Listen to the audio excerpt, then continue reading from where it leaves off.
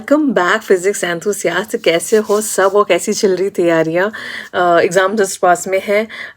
हमारी series continue थी जिसमें हम एमसीक्यू क्वेश्चंस कर रहे थे मॉडर्न फिजिक्स पर। तो आज का जो वीडियो है वो एटम्स पर है। एटम्स के एमसीक्यू करेंगे। लास्ट वीडियो डुएल का था। आई होप तुम लोगों को पसंद आया हो। वीडियो को देखो, बहुत अच्छे क्वेश्चंस हैं, रिवीजन के लिए बहुत अच्छा है। कोई डाउट हो, कुछ भी हो, you can comment below. I will help you out with your queries. So yeah, let's begin with that.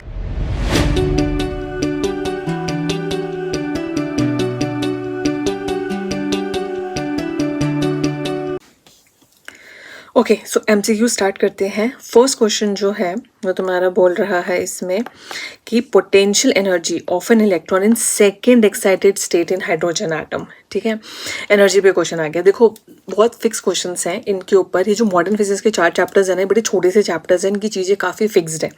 तुमने वो कर ली, आराम से फुल स्कोर करोगे, पूरा परफेक्ट स्कोर करोगे। एंड छोटे चैप्टर्स हैं तो जल्दी हो जाएंगे। मतलब I think 1 week is enough कि इन चैप्टर्स को तुम बहुत थरली कर लो एंड इतना अच्छे से हो जाएगा कि पूरा स्कोर कर सकते हो।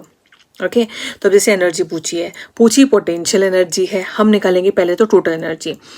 तो हाइड्रोजन एटम की किसी भी ऑर्बिट की जो एनर्जी होती है वो होती है -13.6 n²। एक पर्टिकुलर ऑर्बिट की ये गया है सेकेंड एक्साइटेड स्टेट में। तो सेकेंड एक्साइटेड स्टेट होगी तुम्हारी n = 3। ऐसे लेते हैं, जैसे ग्राउंड स्टेट को 1 लेते हैं, फिर बोलेंगे फर्स्ट एक्साइटेड स्टेट तो हम उसमें n2 लेंगे, सेकेंड एक्साइटेड स्टेट तो हम n3 लेंगे, और ग्राउंड स्टेट में है तो n1 चलता है। और अगर पूछी जाए कि एनर्जी यहाँ से यहाँ जाने में क्या, तो दोनों का डिफरेंस है। एल्स -13.6 n² ले लो, n3 है तो ये हो जाएगा -13.6, 3 3 ज़ा 9, डिवाइड करो 9 1 ज़ा 9, 10 11 12 13 46, 5 ज़ा 45, बचा 1 -1.51। अब बताए क्या है, अगर कॉन्सेप्ट में लोचा होगा तो तुम सी वाला ऑप्शन कर दोगे सीधा सीधा, लेकिन ये निकली है तुम्हारी एक तरीके की टोटल एनर्जी एक पर्टिकुलर ऑर्बिट में, जिसमें काइनेटिक एंड पोटेंशियल दोनों है। तुमसे सिर्फ पोटेंशियल पूछी है, तो पोटेंशियल का रिलेशन क्या होता है, जो पोटेंशियल एनर्जी होती है वो 2 टाइम्स ऑफ टोटल एनर्जी होती है।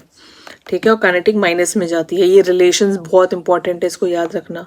तो 2 × -1.51 करें तो क्या जाएगा, 2 1 ज़ा 2, 2 5 ज़ा 10, 1 ऊपर 2 1 ज़ा 2 और 3, तो 3.02 इलेक्ट्रोवोल्ट ये एनर्जी होगी सेकेंड एक्साइटेड स्टेट की, दैट इज बी। ठीक है, important one. Next question, to explain his theory, Bohr ने क्या करा। Bohr postulates are important. ठीक है, इसके जो पोस्टुलेट्स हैं आर इम्पोर्टेंट, यार कर लेना प्लीज़, प्लीज़ कर लो। तो इसका है conservation of linear momentum. Conservation linear momentum का नहीं था, एंगुलर का था। और कंजर्वेशन नहीं था, क्वांटाइजेशन था कि जो एंगुलर मोमेंटम होता है mvr, that is integral multiple of h/2π के। तो ये जो चीज़ होती है ना, n इंटीग्रल मल्टीपल, उसको हम क्वांटाइजेशन बोलते हैं। ये चीज़ अपन ने कॉलम्स लॉ से पहले चार्ज में पढ़ी थी। तो it is quantization. Conservation of quantum नहीं, जो B is the correct one. Taking the Bohr's radius as A0 is 53 picometer, the radius of lithium ++ ion and its ground state on the basis of, देखो ये जो ++ ion वाला ये जो है ना, इससे कंफ्यूज मत हो जाना। तुम्हारा ये जो फॉर्मूलाज हैं, radius, velocity, time period, again please कर लो और इसकी डेरिवेशन भी कर लो।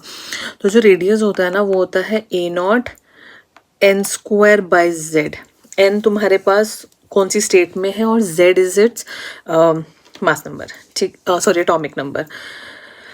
तो A0 है, सॉरी ये, तो तुम्हारे पास r सीधा सीधा हो जाएगा यहाँ से। A0 is 53 picometre. n क्योंकि ग्राउंड स्टेट में है तो n तो सीधा 1 होगा, तो 1 का स्क्वायर इज 1। एंड लिथियम है तो लिथियम के लिए z क्या होता है, हाइड्रोजन हीलियम लिथियम 3 हो गया, तो यहाँ पे सीधा 3 कर दो और डिवाइड करो, तो 3 1 ज़ा 3, बचा क्या 23, 3 7 ज़ा 21, फिर बचा 20, 3 6 ज़ा 0.6, और पिकोमीटर है तो ये भी पिकोमीटर में होगा, तो राउंड ऑफ के अंदर ये आ जाएगा 18, विच इज सी। तो C is its correct option. ठीक है, ऐसी वेलोसिटी का भी होता है। टाइम पीरियड के लिए तुम 2πr वेलोसिटी कर सकते हो। ये मैंने कॉम्पिटेंसी बेस्ड क्वेश्चन में करवाया था, एक टाइम पीरियड वाला अच्छा क्वेश्चन था। Next is the ratio of energy of the hydrogen atom in its first to second excited state is. देखो again energies of hydrogen atom पूछा है first and second excited state के अंदर। तो first के लिए हम n लेंगे 2 और सेकेंड के लिए n ले लेंगे 3, और जो एनर्जी होती है that is equals to -13.6 by n square. दोनों का रेशियो लेना है सेकेंड एंड थर्ड का, तो -13.6 2 का स्क्वायर इस टू -13.6 अपॉन में 3 का स्क्वायर। तो अगर हम इस हिसाब से रेशियो देखें तो इसने तो 13.6 एंड 13.6 हटाया है, -1/4 -1/9, so D is the correct option. ठीक है, next fifth one is the binding energy of the hydrogen atom considering an electron moving around the fixed nuclei is B is this. If one decides to work in a frame of reference where the electron is rest, the proton would be moved around it by similar argument. The binding energy is this. इसके अंदर एक problem है, इसने बोला कि incorrect है। क्यों incorrect है? बिकॉज इसने बोला है one decides to work in a frame of reference where the electron is at rest, but electron is not at rest. Electron पे लगता है तुम्हारे पास एक सेंट्रिपिटल कोलम्बिक फोर्स। ठीक है, न्यूक्लियस और इलेक्ट्रॉन के बीच में, मतलब प्रोटॉन और इलेक्ट्रॉन के बीच में लगता है, which gives it centripetal acceleration. अगर उसके पास सेंट्रिपिटल एक्सीलरेशन है तो वो रेस्ट के ऊपर और इनर्शियल फ्रेम के ऊपर काम नहीं कर सकता। तो अब करेक्ट क्यों है? इसमें पहला ऑप्शन है n would not B integral. नहीं, n एक इंटीग्रल नंबर ही चलता है, उसमें कोई नहीं है। वो condensation applies only two electron, ऐसा भी नहीं है। The frame in which the electron is at rest is, हाँ सॉरी, वो क्वांटाइजेशन इलेक्ट्रॉन्स पर ही लगाया था उसने कि इलेक्ट्रॉन जो उसमें घूम रहा है उसका जो लैम्डा होगा वो इंटीग्रल मल्टीपल होगा उसके सर्कमफेरेंस के लिए, और जो उसका एंगुलर मोमेंटम है that is also integral multiple of h/2π, उसने इलेक्ट्रॉन के लिए कहा था। तो ये सही है।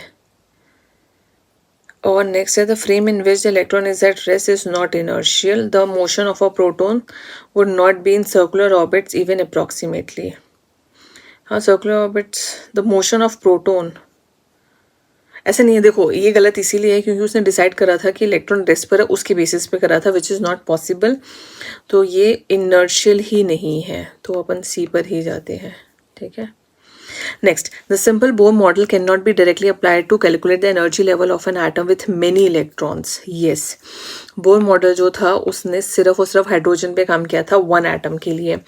ऐसा इसीलिए है क्योंकि जब उसने काम किया था ना तो उसने प्रोटॉन और इलेक्ट्रॉन के बीच में जो सेंट्रल फोर्स लग रहा है, एक इलेक्ट्रॉन और एक प्रोटॉन के बीच में जो कोलम्बिक फोर्स लग रहा है उसके ऊपर उसने काम किया था, which is a central force. अब होता क्या है कि जब बहुत सारे इलेक्ट्रॉन्स आ गए तो आपस में उनमें भी एक रिपल्शन होगा, तो वो सिर्फ सेंट्रल फोर्स नहीं रहेगा, आपस में रिपल्शन है, ये है, वो है, बहुत सारी चीज़ें हैं। तो उसने बोला all the electrons not being subjected to a central force. Exactly ये नहीं होगा। All the electrons colliding with each other, colliding नहीं होती है, रिपल्शन होता है। स्क्रीनिंग इफेक्ट्स वगैरह सब चीज़ें हैं। The force between nucleus and electron will no longer be given by, nucleus electron के बीच में फोर्स तो कोलम्बिक ही होगा बट उसके साथ रिपल्शन भी होगा, तो कंप्लीट सेंट्रल फोर्स नहीं मिलेगा। So A is the correct one. The ratio of the speed of electrons in the, next question, the speed of the ratio of the speed of electron in the ground state of hydrogen to the speed of light in vacuum। देखो एक relation आता है जिसमें होता है velocity is c/n into 1/137, जिसको अपन fine structure concept में भी ले लेते हैं। तो n इसने बोला है ग्राउंड स्टेट में, तो v/c सीधा सीधा क्या हो गया 1/137। तो इसने speed of light of electron in ground से to the speed of light in vacuum, तो ये सीधा ये अल्फा जो कांस्टेंट होता है ना उसकी वैल्यू होती है 1/137। You have to learn the derivation. ठीक है, डेरिवेशन लर्न करने के बाद जो एंड रिजल्ट्स होते हैं ना उसको अच्छे से फोकस कर लिया करो कि भाई बीच बीच में क्या आ रहा है, क्या कॉन्स्टेंट्स ले रहे हैं, कॉन्स्टेंट की वैल्यू किस पर डिपेंड कर रही है। ये इन जो क्वेश्चंस होते हैं ना दैट समटाइम्स हमें स्ट्रक कर देते हैं कि यार ये क्या है, समझ नहीं आ रहा, क्योंकि वो बीच में से उठा के कुछ पूछ लेता है। जैसे कांस्टेंट, अब हमें नहीं पता कि जो अल्फा कांस्टेंट है ये इसके अंदर क्या टर्म्स हैं। ठीक है, तो वो चीज़ें पता होनी चाहिए वो किस किस के ऊपर डिपेंड कर रहा है, कहाँ mass, N, atomic number, mass number, जो भी चीज़ें आ रही है वो क्या क्या है। एटॉमिक नंबर तो इसमें कुछ काम है नहीं, मास नंबर का ही, एटॉमिक नंबर का ही सारा काम है, मास नंबर का नहीं है, मास नंबर का काम सारा न्यूक्लियस में आता है। नेक्स्ट है, for the ground state the electron in the hydrogen atom has an angular momentum h bar according to the simple Bohr model. Angular momentum is a vector, yes, and hence there will be infinitely many orbits with the vector pointing in all possible direction. In actuality this is not true. Actually it is not true because जिसने mvr is equals to n times of h upon 2 pi लिया था, इसमें इसने सिर्फ magnitude consider करा था, कोई direction नहीं, ठीक है। तो इसका मतलब ये हुआ कि because Bohr model gives incorrect values of angular momentum, because only one of these would have a minimum energy, नहीं मिनिमम एनर्जी का कुछ नहीं, angular momentum would be in the direction off spin off electrons, because electrons go around only in horizontal orbits, नहीं ऐसा भी नहीं है। Bore model जो है वो इनकरेक्ट वैल्यूज देगा, बिकॉज उसने सिर्फ और सिर्फ मैग्नीट्यूड कंसिडर करा, उसने कोई डायरेक्शन नहीं बोला, उसने बस बोला कि जो एंगुलर मोमेंटम होना चाहिए वो कंजर्व होना चाहिए, वो क्वांटाइज होना चाहिए with some integral multiple of h/2 pi के। थोड़े से ये कंसेप्चुअल अच्छे क्वेश्चंस हैं, NCERT example is always like of next level. Next, O2 molecule consists of 2 oxygen atom. If the in the molecular nuclear forces between the nuclei of the 2 atom is not important because nuclear force are short range. Yes, nuclear force short range होता है. Is as important as electrostatic force for binding of 2 atoms? नहीं. Cancel the repulsive electrostatic force between the nuclei? नहीं. It's not important because oxygen molecular weak. नहीं. Short range होता है. That is the property of nuclear force, that it is of short range. इस वजह से वो आता नहीं, वो न्यूक्लियस के अंदर ही बहुत छोटी सी एरिया में रहता है. That's it. Next, question number 10. In the following transition of the hydrogen atom, the one which gives an absorption line of highest frequency. देखो, जो वेव नंबर होता है that is 1/λ and 1/λ अपन को क्या लिख सकते हैं, c by frequency. So nu is equals to c by lambda, तो lambda is equals to c by nu and that is equals to some Rydberg constant 1 upon में n1 square minus 1 by n2 square. अब अगर मुझे highest frequency चाहिए तो इन दोनों में difference कम होना चाहिए बिकॉज इज इनवर्स रिलेशन. तो सबसे कम जो है वो 1 से 2 में है, ठीक है. And since it is an absorption line पूछी है तो एब्जॉर्ब मतलब एनर्जी लेगा और लेके हाई एक्साइटेड हाईएस्ट स्टेट में जाएगा, ऊपर वाले में जाएगा. तो ये दोनों ऑप्शन है. तो जो 1 वाला है उसमें वो एनर्जी लेके जा रहा है हाई वाले में, और 2 से 1 में वो एनर्जी रिलीज करके लो में आ रहा है, ठीक है. जैसे जैसे अपन ऊपर जाते हैं एनर्जी बढ़ती है. So A would be the correct one. In the next question, question number 11, you have hydrogen atom initially in the ground state, absorbs a photon which excites it to n is equals to 5 level पे. wavelength पूछी है तो ये जो ऊपर वाला formula है wavelength वाला वही लगा देते हैं. ground state n 1 से पूछा है. So your 1/λ is Rydberg constant की वैल्यू होती है 1.0973 something into 10 raised to the power 7 और ये जा रहा है 1 से लेकर के 5 में. तो हम इनिशियल से फाइनल माइनस करते हैं क्योंकि वहाँ पे एक माइनस का साइन आता है, इसलिए डेरिवेशन कर लो पता चल जाएगा. 25 minus 1 is 24, तो 24/25 हो जाएगा, ठीक है. इनटू में 24/25. तो basically to calculate 1/λ you have to 1.0973 को मल्टीप्लाई करो 24 से, देन डिवाइड करो 25 से, और ऊपर 10 raised to the power 7 तो चल ही रहा है, देन उसको रेसिप्रोकल भी करना है. Okay, so that's include lot of calculation and you can calculate it by yourself, reciprocal कर लेना. and I have calculated one for you and it comes out to be 95 nanometer, ठीक है. Simple सा calculation है. Okay, next question करते हैं. Physics समझा रही हूँ, कैलकुलेट कर लेना तुम लोग खुद ही. अगर कैलकुलेशन भी सीखनी है कमेंट बिलो, मैं कैलकुलेट भी पूरा करके बता दूंगी ऐसे लंबे लंबे क्वेश्चंस.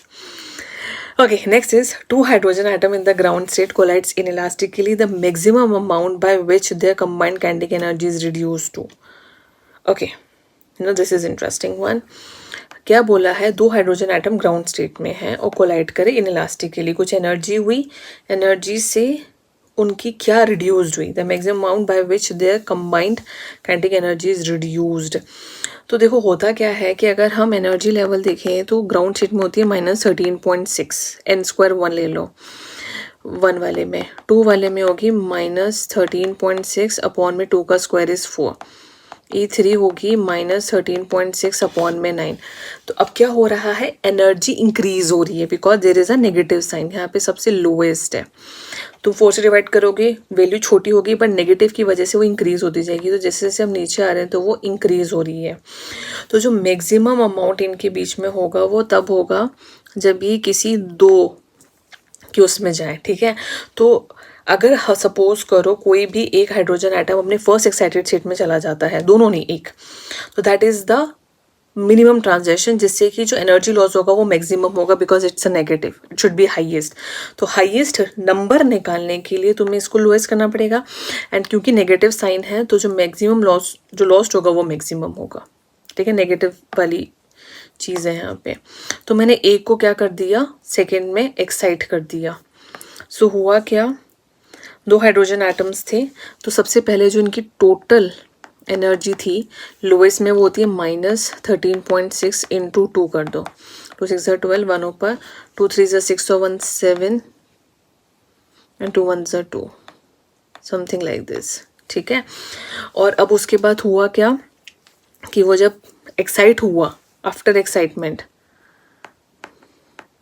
आफ्टर वो एक्साइट हुआ तब इनकी टोटल एनर्जी होगी कि एक की तो मैंने एक्साइट कर दिया और दूसरे की 13.6 रहने दी, दूसरे को ग्राउंड में रहने दिया। तो 13.6 को 4 से करोगे तो क्या आएगा, 4 3 12, 4 4 16 माइनस 13.6, तो ये जाएगा माइनस का 10, 1 ऊपर, 3 + 3 6 और 1 7, 17.0। तो अब रिड्यूस क्या हुई, -17.0 माइनस 27.2, तो -17 + 27.2 करोगे तो 2 बचा, 7 में 7 गए 0, 2 में से 1 गए 1, तो प्लस का 10.20 इलेक्ट्रोवोल्ट। बहुत अच्छा क्वेश्चन है ये, ठीक है, you can pause it, you can check कि हमने क्या किया है, ठीक है। आगे करते हैं। नेक्स्ट आपसे पूछा कि when an electron in an atom goes from a lower to a higher orbit में, तो जैसे हायर ऑर्बिट में जाता है वेलोसिटी का भी रिलेशन निकाला, वो c/n है, मतलब इन्वर्सली प्रोपोर्शनल टू n है।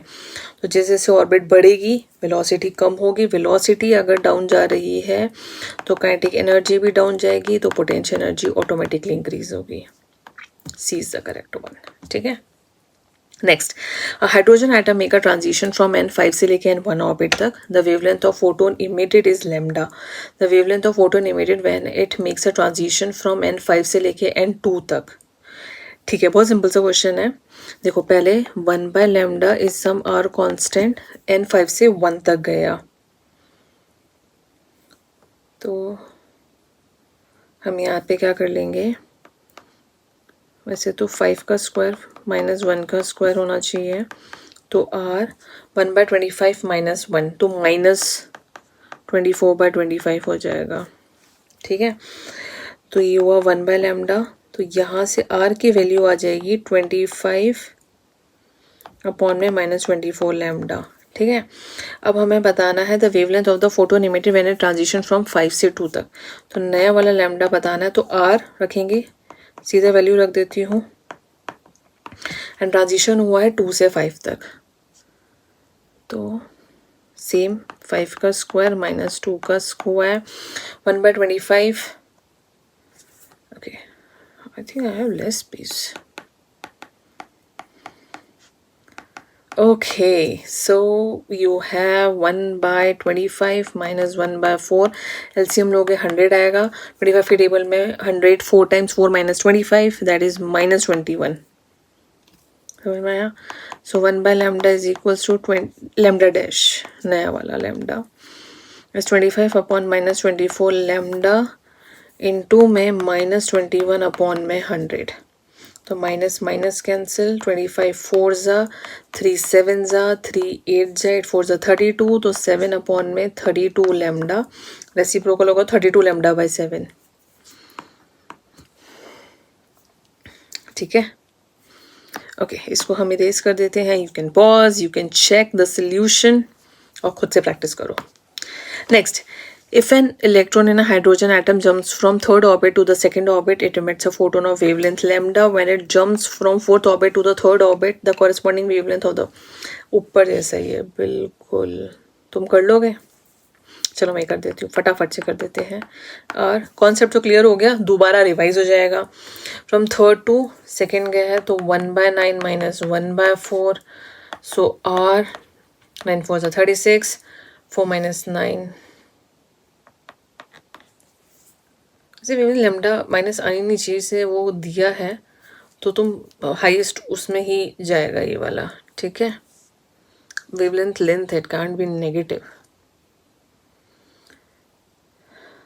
Okay, when it jumps from fourth to third orbit the corresponding wavelength is, तो 1/λ डैश हो जाएगा, ये हुआ 36 अपॉन में 5 minus 5 lambda, and when it jumps from fourth orbit to the third orbit, so 16 minus 1/9, so 36 upon में minus 5 lambda into 16 में से 9 गए 7, और 69 से 144 होता है माइनस का, ये कैंसिल हुआ। 36 4 से 7/20 lambda, तो 20 lambda by 7, तो C is the correct one. The next question, question number 16. You have hydrogen, deuterium, single ionized helium and doubly ionized lithium. All have one electron around the nucleus. Electron 1 है. Consider n is equals to 2 से n1 transition है. The wavelength of emitted radiation is this. सबके लिए n same है, तो देखो अगर तुम्हारा फॉर्मूला जो है वो है 1/λ r 1/n1 का स्क्वायर माइनस 1/n2 का स्क्वायर। यहाँ तक सब सेम लग रहा है क्योंकि n1 n2 भी सेम है, r कांस्टेंट है, but yes there is a difference which is the atomic number z square. ठीक है, तो जब हम हाइड्रोजन की बात करेंगे तो 1/λ1, let's take this whole value to be some constant k is equals to k हो जाएगा। ठीक है, क्योंकि z 1 होता है। जब हम लैम्डा 2 करें ड्यूटम, उसके लिए भी वो 1 ही होता है। ठीक है, 1h2 वाला होता है, so that is also term come to be k। 1/λ3 की बात करें तो इट इज़ हीलियम, हीलियम का z होगा 2, तो यहाँ हो जाएगा 4k, तो 4 हम नीचे भेज देते हैं, तो 1/4λ3 is equals to k। And lithium जो है, हाइड्रोजन हीलियम लिथियम, वो 3 होगा, तो ये होगा 1/λ4 इज इक्वल्स टू 9k। 9 को हम क्या करेंगे, नीचे भेज देते हैं, तो 9 को हमने नीचे भेजा तो ये हो जाएगा 9 times of λ4 is equals to k। अब k सेम है, सबका रेशियो लोगे तो 1/λ1 1/λ2 1/4λ3 एंड जस्ट रेसिप्रोकल करोगे तो λ1 is to λ2 is to 4λ3 is to 9λ4 हो जाएगा। ठीक है, क्योंकि उसके साथ अपॉन में ही है, so C is the correct one. The next question, you have the Bohr's model for the spectra of hydrogen atom. ठीक है, 4 ऑप्शन दिए हैं। Will not be applicable to hydrogen the molecular state case, इसे सिर्फ atomic के लिए कहा था, मॉलिकुलर फॉर्म के लिए नहीं काम कर रहा था, एंड इसीलिए जो हायर एटम जिसमें ज़्यादा इलेक्ट्रॉन्स है उसके लिए भी काम नहीं कर रहा था, that is will not be applicable for it as it is for helium atom के लिए भी काम नहीं कर रहा था। ठीक है, is valid only at room temperature. ऐसा नहीं है कि सिर्फ रूम टेम्परेचर पे वैलिड हो, थोड़ा बहुत चेंज पे हो जाएगा ये। Predict continuous as well as discrete light spectra. Bohr model जो था वो डिस्क्रीट लाइन स्पेक्ट्रल लाइंस के लिए ज़्यादा था, कंटिन्यूस के लिए इतना नहीं था, so A and B are the correct. Basically इसने जो है वो लिमिटेशंस पूछी है बोर की, बोर्स मॉडल की कि लिमिटेशन क्या है। तो नेक्स्ट 18th क्वेश्चन में पूछा है, late E and this be the energy of the nth level of hydrogen atom. If all the hydrogen atoms are in the ground state and radiation of frequency E2 से E1 तक है, तो क्या होगा? False on it. It will not be absorbed at all. Some of the atoms will move to the first excited state. First excited state मतलब that is n is equals to 2 में all atoms will be excited to the, सारे नहीं जाएंगे, कुछ जाएंगे, ठीक है. Will not be absorbed at all, ऐसा भी नहीं है. सारा का सारा होगा, ऐसा भी नहीं है. No atoms will make a transition to n. 3 पे कोई भी नहीं जाएगा क्योंकि 2 - 1 है, तो कुछ एनर्जी लेके चले जाएंगे. तो B is correct and D is also correct. Example के मल्टीपल वाले थे ये. Okay, next question, it's interesting one. If v1 nu one is the frequency of series limit. Series limit का क्या होता है, लैमन जो होता है वो 1 पर आता है, तो इसका जो फाइनल होगा वो 1 पर होगा. और जो गया है मतलब वो कहाँ से आ सकता है, इन्फिनिटी से आ सकता है, तो n2 हो जाएगा infinity. And v2 is the frequency of the first line of lamin series. First line के अंदर वो 1 से 2 में गया, मतलब वो रिटर्न 2 से 1 पर आ रहा है. And again the series limit of Balmer है, तो वो 2 पर आता है, कहाँ से, इन्फिनिटी से. अब इनमें रिलेशन निकालना है. तो जो फ्रीक्वेंसीज होती है, फर्स्ट की फ्रीक्वेंसी जो होगी दैट इज रिडबर्ट कांस्टेंट, 1 से इन्फिनिटी से 1 पर आ रहा है, तो हम ले लेते हैं 1 का स्क्वायर माइनस इन्फिनिटी, तो ये तुम्हारे पास आर ही आ गया. न्यू 2 जो है वो first line of Balmer series है, तो 2 से 1 पर आएगा, तो 1 का स्क्वायर माइनस 2 का स्क्वायर. सो हमेशा जिस पर आ रहा है, जो ये लैमन बाल्मर सीरीज है, फाइनल वाला जो है जिस पर आ रहा है वो अपन आगे लिखते हैं, और जहाँ से आ रहा है वो पीछे लिखते हैं, ये याद रखना. तो 1 पर आता है हमेशा लैमन में, बाल्मर में सेकेंड, लैमन बाल्मर पाचन ब्रैकेट पुफुन, तो उस हिसाब से ध्यान रखना 1 2 3 4 5. और ये कौन से स्पेक्ट्रम में जाता है, मतलब फर्स्ट वाला यूवी और इंफ्रारेड, और वो किस में जाता है वो भी याद होना चाहिए. इसको सॉल्व करेंगे. 4 - 1 3r/4 हो गया न्यू 2, और न्यू 3 जो है वो बाल्मर 2 पर आता है, तो ये हो जाएगा 1/4 - 1/∞, तो ये हो गया r/4. अब तुम अगर इधर ध्यान से देखो तो न्यू 1 में से न्यू 2 करूं, दैट इज r - 3r/4, तो क्या आएगा, 4 में से 3 गए, बचे r/4 विच इज न्यू 3. तो न्यू 1 माइनस न्यू 2 हमें क्या देना है, new 3. Interesting question. Next question. Which of the following statement is not correct according to Rutherford models? Most of the space inside an atom is empty. It's correct. The electrons revolve around the nucleus under the influence of Coulombic force. ये भी सही है. Most part of the mass of an atom and its positive charge are concentrated at its center. Yes. The stability of atoms established. नहीं, stability नहीं थी, electron की stability इससे नहीं आई थी, तो ये होगा. In Bohr's model of hydrogen atom the total energy of the electron in any discrete orbit is proportional to energy जो होती है वो -13.6/n² है, ठीक है. Paschen series hydrogen, Paschen series of atomic spectrum of hydrogen atom कहाँ पर लाई कर रही है, रीजन में बताया था मैंने, तो ये इंफ्रारेड में होती है, ठीक है, पता होना चाहिए. Next, which state of triply ionised beryllium has the same orbital radius as that of a ground state of hydrogen. अगर मैं हाइड्रोजन की बात करूं तो -13.6n² है, ग्राउंड स्टेट में होगा -13.61 का स्क्वायर. एंड ट्रिपली आयनाइज, मैंने बोला आयनाइज से वो नहीं है, बेरिलियम का देखोगे तो हाइड्रोजन, हीलियम, लिथियम, बेरिलियम, तो इसके लिए Z हो गया 4. तो अगर हम फॉर्मूला लगाएं वो होता है -13.6 Z/n², अगर Z भी आ रहा है तो. सो अगर मैं Z रख रही हूँ 4 इंटू में, तो n को 2 होना चाहिए क्योंकि 2 2 ज़ा 4 होगा और सेम आ जाएगा. सो यहाँ पे भी 4 होना चाहिए, so therefore n should be equals to 2, that is B.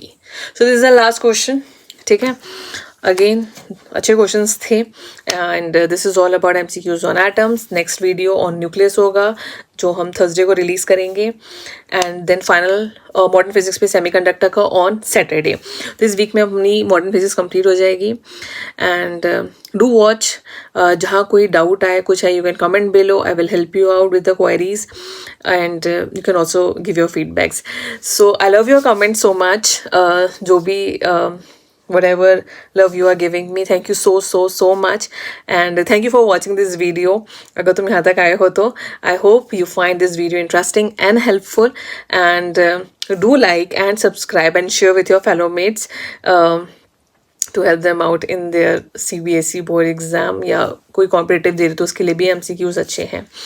Okay, so see you in the next video and do like and subscribe.